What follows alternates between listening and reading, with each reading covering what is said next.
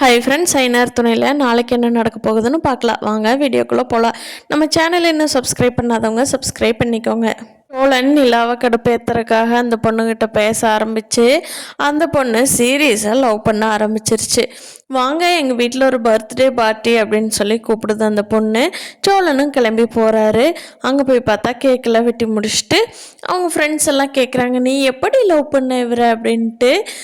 நான் இப்போ தான் கொஞ்ச நாளாக தான் நான் தான் ஃபஸ்ட்டு லவ் சொன்னேன் அப்படின்னு சொல்லிட்டு இருக்காங்க.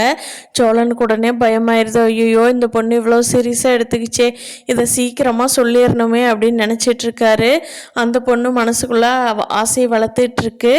இவரு நிலாவை கடுப்பேற்றுறதுக்காக போய் ரொம்ப சீரியஸாக போயிருச்சே, சரி சீக்கிரம் சொல்லிடலான்னு நினச்சிட்டு தான் இருக்காரு. வானதியும் பாண்டியும் சண்டை கட்டிக்கிட்டே இருந்தவங்க ஒரு வழியாக சமாதானம் ஆகிட்டாங்க.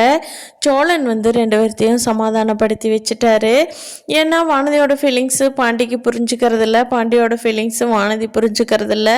அவங்களோட ஆங்கிள் இருந்தே தான் பார்க்குறாங்க. எப்படியோ சோழன் ரெண்டு பேர்த்துக்கு சமாதானப்படுத்தி வச்சிருக்காரு. சேரனுக்கும் சந்தாவுக்கும் லவ் பயங்கரமாக போயிட்டுருக்கு. இன்னும் அவங்க ரெண்டு பேர்த்தோட சீன்ஸ் அதிகமாக வரவே இல்லை. இன்னும் நிறையா வந்தால் நல்லாயிருக்கும்.